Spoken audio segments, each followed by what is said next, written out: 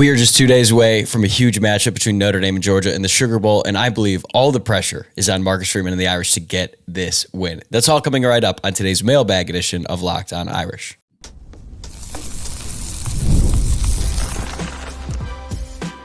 You are Locked On Irish, your daily podcast on the Notre Dame Fighting Irish. Part of the Locked On Podcast Network, your team every day. What is up, and welcome into Locked On Irish, your daily Notre Dame podcast. I'm your host, Tyler Wojciak. I'm a Notre Dame alum and producer at Fox Sports. And Happy New Year, everybody. Just a couple days away now. Today is Monday, December 30th. And thanks for making this your first listen of the day. Before we get rolling, this is a reminder to subscribe on Apple, Spotify, YouTube, or however else you might be tuning in today. And we are coming to you live from a hotel room in Orlando, Florida. We are right by Disney, so there is a chance you might hear a screaming child in the background at some point. We've already encountered a few of those this morning. Plus, I got my family in like the other side. But the good news is this is the last day of my trip, so we won't have more obscure artwork like we've got here today. If you're watching along on YouTube, the background is a little bit interesting. And if you've been watching or listening to every show these past couple of weeks, you know that I have been traveling all over throughout the holidays, and I've had to record in some pretty random places at odd times. But I'm going to be home later tonight, and then we're going to be back to regularly scheduled programming after the Sugar Bowl. Today is going to be a little bit different as well, because rather than doing a Friday mailbag, we're doing a little Monday mailbag in the lead up to the Sugar Bowl between Notre Dame and Georgia in the college football playoff quarterfinal.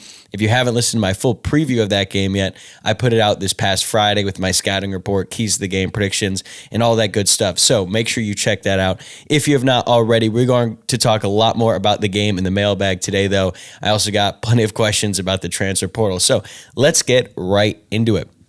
First question comes from at B Canelo, Canelo. If Notre Dame beats Georgia, do you think the overall perspective and perception of Notre Dame will change regardless of winning a national championship? A win over Georgia would change a lot, right? It has to, because even without their starting quarterback, Georgia just won the SEC championship. And whether or not we want to agree with all the talk and discourse about the SEC as of late, they are the best conference in college football, and they have been for a really long time. And in order to be the best, you've got to beat the best. And Notre Dame has not been able to beat the best, at least not in my lifetime. I am 28 years old. I have never seen Notre Dame win a game like this. Yes, they've beaten SEC teams before, but they have never really won a big postseason game going up against one of the best teams in college football. They got smoked by Clemson in 2018. They got smoked by Alabama in 2020 and in 2012. And when they've been on the big stage like this, even going up against Georgia in 2019 and 2017, even though those weren't postseason games, they just continue to come up short. And in some cases, they get blown out. And for that reason, a lot of people have a tendency to just dismiss Notre Dame entirely. They don't respect what Notre Dame has done over the course of really the past, 7+ years, really ever since that awful 2016 season. But even before that, like, they were really good in 2015, just got really decimated by injuries. They went to the national championship in 2012, but they just have not been able to win on this stage. So people look at all the regular season wins and all the success that they've had, and they just dismiss it, because when they get in these moments, they have not been able to get a big win. This is a great chance for Notre Dame to get that big win and really change things, because if you beat the SEC champion Georgia, even without their starting quarterback, you have to respect that, because you can't put the SEC on this pedestal and then have a team beat them outright in the college football playoff and not look at them as one of the best teams in college football. Notre Dame has come close a lot of times in the past, but they just have not been able to get this done. And this is a great opportunity to finally get over that hump. This is Marcus Freeman's first real chance at doing that. Even though they went up against Ohio State last year, came up short, that was a regular season game, and this is just a little bit different. So they have worked tirelessly over the last 3 years to build a roster that is capable of competing on this level, and they're going to have a great chance to do it on New Year's night. Like I said, Notre Dame has just not won a game like this in a really long time. You could look at the bowl drought and things like that, and until they win one of these games, they're just not really going to get the respect that they deserve. But I think if they win this game, a lot of people who watch college football, who talk about it for a living, are going to have to finally put some respect on Notre Dame's name. Yes, there's always going to be the haters that exist, regardless of whether they win. They could win a national championship, and people who hate Notre Dame are still going to hate Notre Dame. But I think the rational college football and sports media pundits are going to look at a win if Notre Dame is able to get this done and start to think of Notre Dame a lot differently. Next question. Similar vein, Michael Bonello asked, thoughts on how big of a clown Kirk Herbstreit is for blowing constant SEC smoke. Notre Dame needs to win and shut him up. Wow.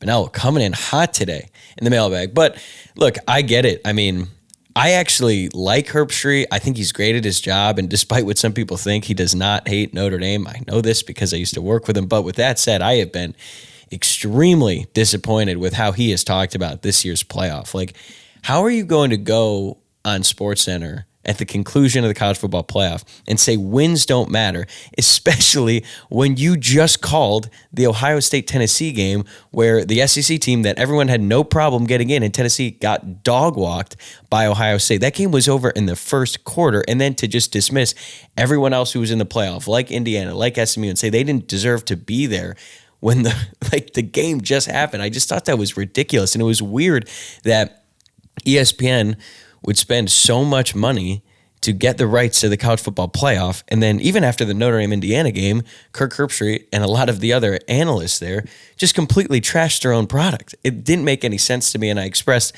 some of that disappointment in an episode I did after the Indiana game. I just didn't understand. And yeah, sure, we can have debates about whether Indiana or SMU were one of the 12 best teams in the country. That's fine, but like there's really no definitive argument. You know, you can make the case for South Carolina, and then you say, well, why is South Carolina getting in when they lost to Ole Miss and Alabama head-to-head? And if you put Alabama in, it's like, are you just going to completely forget about that blowout loss on the road to Oklahoma? Ole Miss could have easily made the college football playoff, but they blew their chance when they lost to Florida at the end of the year. So there really is no winning argument. We can go around and around and around, but I just thought the tone and just the bitterness from Herbstreit and so many others was just really disappointing, because I thought, despite the blowouts and all that stuff, the first weekend of college football, the college football playoff was awesome. Like home playoff games, the atmosphere, all that stuff was great. It's what we love about college football. And for whatever reason, they just did not want to appreciate that at all. So that's kind of what led to all the discourse after those games. And I understand that the strength of schedule should matter, but I just felt like a lot of people tried to ruin that opening weekend by constantly whining about everything. And you're right, if Notre Dame does go out there and win over Georgia, I do think it's going to have to shut a lot of those people up, because they were campaigning for more SEC teams to get in, despite the fact that they had lost 3 games. And if Notre Dame goes out there and they beat Georgia, that would leave Texas as the lone SEC team still in the college football playoff, assuming they beat Arizona State here in a couple of days.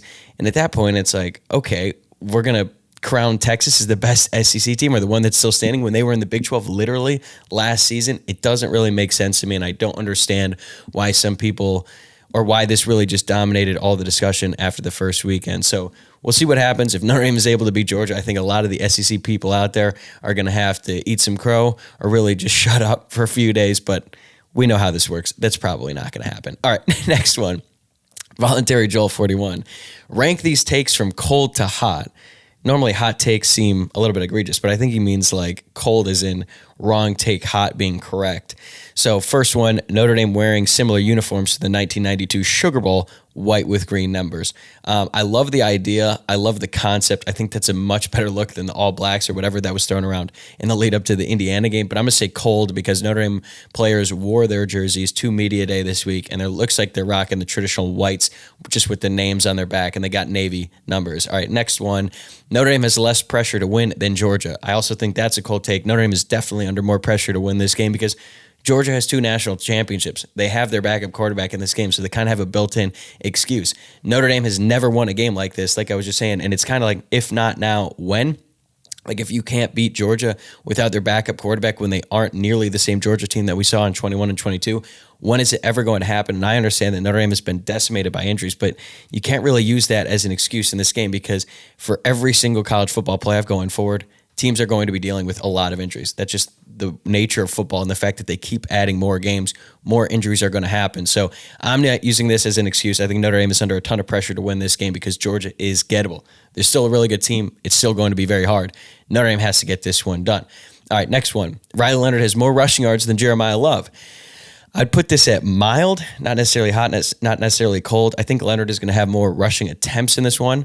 I think they're going to use him a lot in the running game, because Georgia has not been very good at stopping mobile quarterbacks. But I think Jeremiah Love is going to have more yards, because he's going to break 1 or 2 big runs in this game. So Leonard more carries, Love more yards. And last one, starting a major college football game at 8:45 p.m. Eastern is ridiculously bad.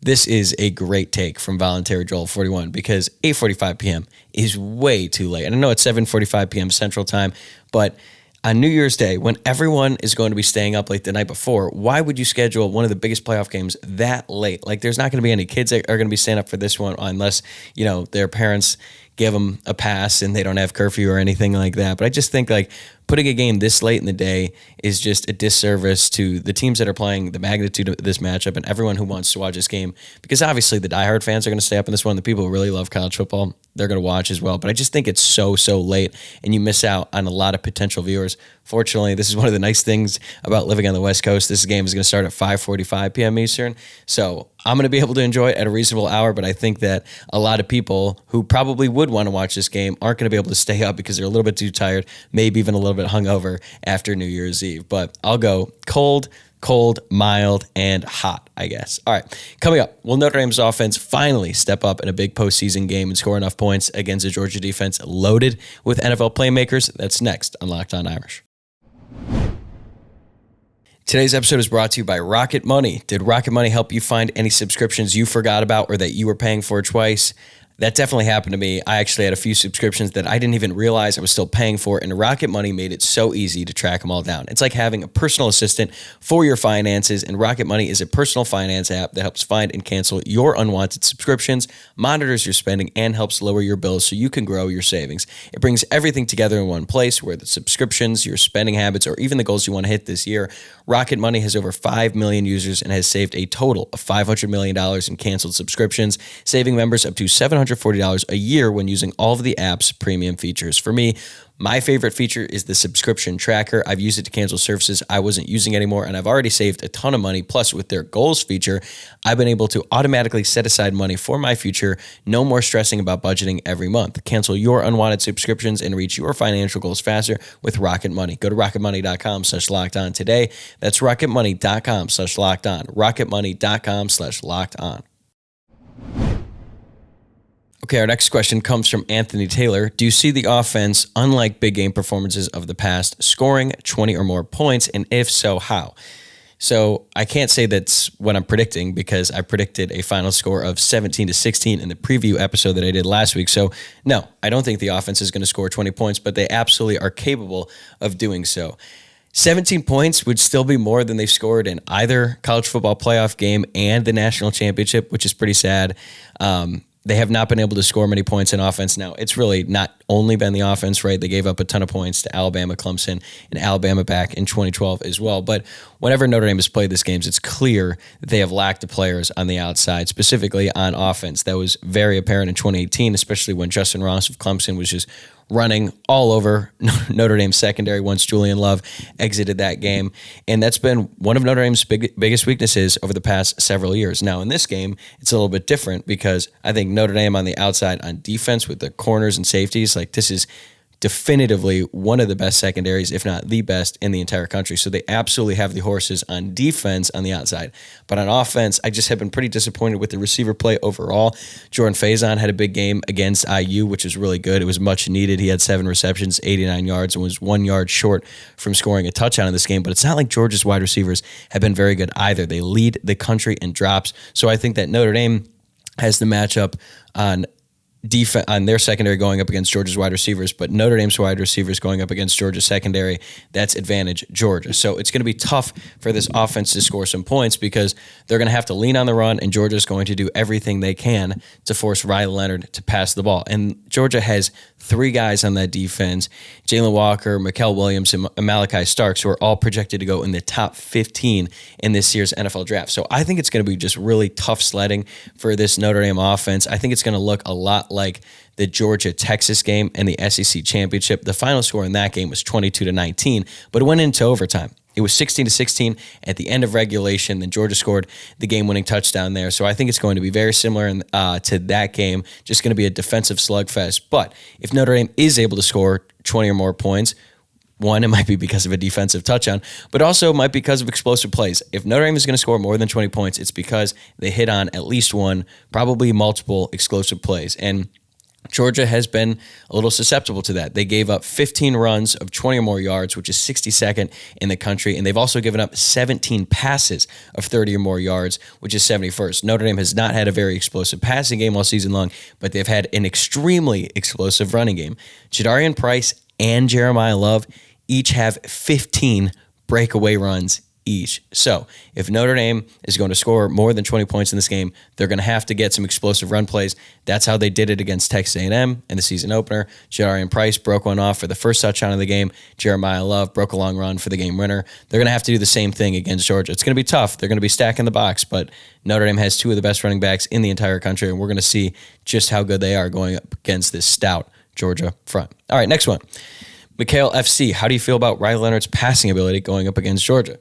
I think Riley Leonard has improved so much as a passer this season. And I know that the stats don't really back it up. He's not lighting up. He hasn't thrown for more than 250 yards in a game yet, which is pretty surprising. I think that there's probably a couple of games where if he had played the full game, he could have cleared that number, but it doesn't really matter. So right now he's got 2,293 passing yards on the year, 66.8 completion percentage, 17 passing touchdowns to 6 interceptions, and plus he's obviously added 15 rushing touchdowns as well. But for his passing ability going up against this Georgia secondary, who is pretty solid. I mean, Malachi Starks, I already talked about him, the safety. He's the best player in that secondary. KJ Bolden, true freshman, another really good player. But I think that Mike Denbrock and Riley Leonard have been working really well as of late, especially since that bye week. Like starting that game against Stanford, this has looked like a completely different passing attack. I think that they're playing to Riley Leonard's strengths. They're getting the ball out quickly. Like you look back at that game against Indiana, like he had that one deep pass to Jordan Faison, which I've already said is his best pass of the entire season, but he just made all the simple throws. Like on third downs, they were in third in advantageous situations. He was hitting Chris Mitchell, Bo Collins on the outside, and then letting them get the first down. Mitchell Evans wasn't really a factor. I think he's going to be a bigger factor in this game, but we're going to have to see. But I feel good about his ability to hit on the short and intermediate throws, but they're going to have to hit some deep shots against this Georgia secondary. And part of that is on the receivers too. I think Riley Leonard has been like pretty mediocre to sometimes below average at throwing the deep ball this season. Hopefully he has some momentum after that pass to Faison there, but they're going to have to hit some shots if they want to score some points in this game. And like I said, Georgia has given up 17 passes of 30 or more yards this season. They're going to try to run the ball, obviously, but they're going to have to hit some deep shots and maybe even Mitchell Evans down the seam. Like, you can't just dink and dunk your way against this Georgia defense. So I feel good about his ability to keep the chains moving and things like that. But if they want to score some points, he's going to have to fit some balls in tight windows on critical downs. And we're going to have to see. I think we've seen spurts of Riley Leonard making those throws this year, but this is going to be his toughest test all season. And this is why you come to Notre Dame if you're Riley Leonard. Like, if you've gotten yourself in this situation, you're going up against a great defense like Georgia. You want to improve your NFL draft stock. You want to show the world that you are capable of being a big-time quarterback and that you're not just an athlete, that you can throw the football as well. And this is a great opportunity for him to do so. So I'm skeptical. I think a lot of people are pretty skeptical of how well he's going to pass against this defense, but it would be a great opportunity for him to prove those doubters wrong and show that he can actually sling it back there. All right, next one comes from Frank Serra. Will Kingston Viamo-Asa be ready to go against Georgia? And then I got some other questions. Other injury updates to share. Okay, so as for KVA, he is listed as questionable in this one. So I don't think he's going to get a ton of action in this game. I mean, he's practiced a little bit, but I just remember seeing him before that USC game. He had this giant brace on his knee. He was walking around really gingerly. He didn't play at all against Indiana, and I just have a hard time believing that he's going to be a big factor in this game. However, if Notre Dame does win this game, when they play Penn State, I think that he might be able to play in that one. You know, maybe he goes out there for a couple snaps just to see how that knee is feeling. But when you have a knee injury and you consider the fact that this guy's like a future of the Notre Dame linebacking core, you don't want to risk it unless he's absolutely ready to go. Like Notre Dame still has Drake Bowen, Jalen Sneed has been playing really well, Jack Kaiser, obviously Jane Osprey too. Like they have other options at linebacker. They don't need to force KVA out there if he's not ready to go. Rocco Spindler, the starting guard, was listed as questionable as well after he suffered what appears to be an ankle injury against Indiana, but according to Pete Sampson of The Athletic, Spindler was repping with the first team at practice this week, which is obviously a positive development. It looks like he might try and give it a go. If he's not able to play, then they're going to have to roll with Sam Pendleton. I do think that there's a bit of a drop-off because Rocco Spindler is bigger, he's more physical, and he's just the more experienced guy. Sam Pendleton started the season, but he just never really found his groove. So hopefully Spindler is ready to go in there. Bryce Young, freshman defensive end, also got hurt against Indiana, but he looks like he's going to be ready to go against Georgia, which is great because obviously Riley Mills is out for the remainder of the playoffs, and Notre Dame needs all the help they can get on that defensive line. So I don't expect KVA to go. I do think Rocco Spindler is going to give it a shot. Hopefully he's able to play the full game. Bryce Young is going to play, and Riley Mills is not. All right, while Notre Dame prepares for Georgia, rumors continue to circulate about whether or not Notre Dame is going to add a quarterback in the transfer portal for next season. Stick around, and I'll tell you why I think the starting quarterback for next year is already in the room. That's next. All right, we just got a few more questions left before we get out of here. This first one comes from @low3131, who said, still a lot of rumors about Notre Dame adding a quarterback in the portal. And I got so many other questions about this as well, so I get it. There's been even more talk about quarterback in the transfer portal and all that stuff as of late. And Colin Cowherd, who I love, by the way, really just poured gasoline on the fire when he went on his podcast and said that he had heard rumors that Notre Dame was going to add a big-time quarterback. So here is the latest. So Pete Nakos and Steve Wiltfong from On3 came out this week and said Notre Dame is not looking to add a quarterback in the portal. Tom Loy from 24/7 Sports reported the same thing. He said that he has a source from inside the program who said they are no longer looking for a starting quarterback in the portal. So it looks like this saga is over for now.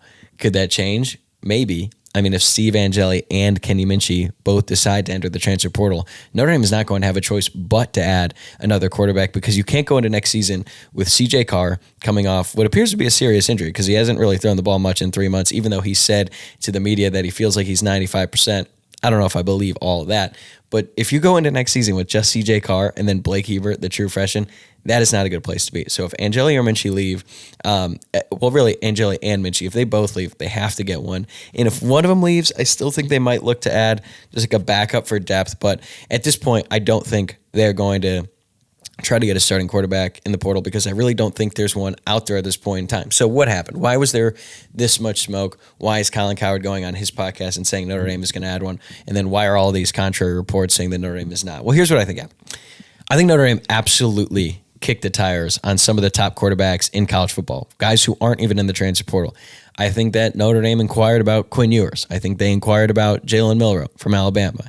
And maybe they asked around about Cade Klubnik, the quarterback at Clemson. I know that's been a popular name on message boards. I have no idea why Cade Klubnik would ever consider leaving Clemson when he's got a great situation there. Just played one of the best games of his career in that playoff game against Texas. And also Clemson just has better young receivers than Notre Dame does. And they have had a better history of developing quarterbacks over at Clemson. Plus, he seems perfectly content there. So I don't know why that name was even thrown around. But if you're Notre Dame, of course you're going to kick around or just kind of see what is out there. Because after the C.J. Carr injury, like your quarterback situation for next year is anything but certain. I like Angeli. I think he's a great backup quarterback. I think that he could go out there and win you 9 games next season. Is he a quarterback that's going to win you a national championship? I certainly have my doubts. And if you're Notre Dame and you're competing for a national championship every year and you have a starting quarterback who you don't think can get you to the national championship, maybe you look around and see if you can get a guy like Quinn Ewers or Jalen Milroe who has already proven they belong on the big stage. But if those guys aren't going to come to Notre Dame, if you can't get a Ewers, if you can't get a Milroe, you can't get a Klubnik, then like there's really no point in getting like Mendoza, the former Cal quarterback, or the former Washington State quarterback, because Notre Dame has enough talent in the room that's probably as good, if not better, than those guys. So I think they went out and they're like, look, if we're going to add a starting quarterback, we're going to go with the biggest fish that's out there. They asked around. It didn't seem like there was enough interest from either side at that point in time. So Notre Dame is perfectly content sticking with the guys that they have in that room. And I think that's a good place to be, because at some point you've got to play a guy that you've recruited and developed. I had no problem with them getting Leonard. I had no problem with them getting Hartman, because it was making up for misses on the recruiting trail. I don't think Kenny Minchie was a miss. Maybe I'm wrong. I would like to see him get a shot. I'd like to see maybe what Angeli can do. Maybe he can prove me wrong and the other doubter is wrong if he is, if he ends up winning that starting quarterback job. And then C.J. Carr, obviously, who we all think is the future of this program, if he's ready to go by the start of next season, that would certainly be an encouraging sign. But I think that there's enough talent in that room that you stick with the guys you have and see what happens for next season. So I don't think they're going to add a starting quarterback in the transfer portal. If they end up adding a backup, it's probably just because Angeli and or Minchie end up leaving. All right, next one. Michael McG7. What's your New Year's resolution for the Notre Dame football team in 2025? I mean, in the past, I would have said build a new facility, pay a little bit more to keep all the staff. And I would say that's going to be the resolution for every year, right? Is just give the entire assistant coaching staff raises because they have one of the best staffs in college football and definitely one of the best coordinator duos. So they need to continue to pay those guys as much as it takes to keep them around Notre Dame and keep this momentum that they have right now. But I would say my resolution for 2025 is they need to recruit a little bit better in the high school ranks. They need to start landing those 5-star guys out of high school because Marcus Freeman has certainly elevated Notre Dame's recruiting since he took over as the head coach and really as the defensive coordinator as well. That's been especially evident this season with how much depth they have. The fact that they have lost 4 starters now on defense and that group continues to play at a high level. That is a testament to the job that this coaching staff has done on the recruiting trail because they continue to just plug in guys who are really talented and have been able to excel. But they need to land those top end guys that they've just missed so many times. This staff went hard after Deuce Knight, the quarterback. They missed. They went hard after Ivan Taylor. They got him to commit. Then he flipped to Michigan. Then he flipped to Alabama. They went really hard after wide receiver Derek Meadows. He ended up with Alabama after flipping from LSU. Damian Shanklin, the defensive edge, who's from Indianapolis. Rarely do you get a player that talented to come out of Indiana. Notre Dame was not able to get it done there. He ended up at LSU. Plus, there's other top guys that they came up short with, and they need to start landing those guys if they want to be at the level of Georgia, where it's not just like they make the playoff and compete once every few years. They are at the top every single year. I know people say stars don't matter and all that stuff. They don't want to look at the recruiting ranks and all that stuff. Like, look, you can say what you want. And sure, there are some guys who definitely don't get quite the love that they should have gotten as a recruit, and they end up being far better than their projections. That is true. But look at the best teams in college football every single year. Georgia, Alabama, Ohio State. Guess who's at the top of the recruiting rankings every single year? Georgia, Alabama, Ohio State. That's not a coincidence. Okay, sometimes the recruiting rankings get it right, usually with the top guys especially. So Notre Dame needs to start landing a few more of those guys so that they can be, playing at this level on a more consistent basis. Again, the recruiting has certainly improved under Marcus Freeman. It can always get better. And I think Notre Dame is well equipped in this modern era. They have plenty of NIL money to spend.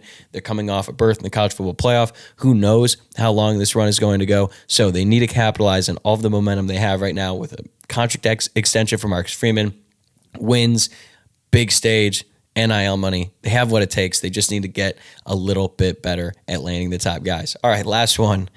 L. Sandy 00. Where's the official Locked On Irish Sugar Bowl tailgate? Beers on me. Wow. Well, thank you, L. Sandy. Unfortunately, there will be no Locked On Irish tailgate at the Sugar Bowl because I am not going to be at the game. As I said at the top, I've been traveling so much lately. I've been gone for almost 2 weeks now, and I just needed a break, to be honest. I couldn't add more days and more travel to this trip. And as much as I'd love to be in New Orleans, especially on New Year's Eve, that's going to be such a party. I love New Orleans. I've been there a few times, and every time it's been an absolute blast. But if Notre Dame makes a national championship, I will absolutely be there. So I guess I could say I'm saving up for that. Let's hope they get there, and let's hope I get the opportunity to go because, man, a national championship game, first year in the expanded playoff, that would be something. But that is a wrap for this episode. This is the last one I'm going to do before the Sugar Bowl. After the game, I'm going to put out an instant reaction show very late on Wednesday night or in the very early hours of Thursday morning, depending on which time zone you're in. But if you don't stay up for that, it will be there for you on Thursday morning. And then I'm going to have another new episode out on Friday morning with some more reaction to the game. Should be a great one. I cannot wait. Please remember to subscribe on YouTube or wherever you are listening to the podcast. Also, you can help us out a great deal by giving this video a like if you're watching on YouTube, or if you're listening to the pod, please rate the show 5 stars and leave a review. Happy New Year, everybody. Enjoy the game on Wednesday night. It's going to be so fun. It's going to be nerve-wracking. I'm going to be stressed throughout, but hopefully in the end, the Irish get it done, and I'll see you afterward. Go Irish.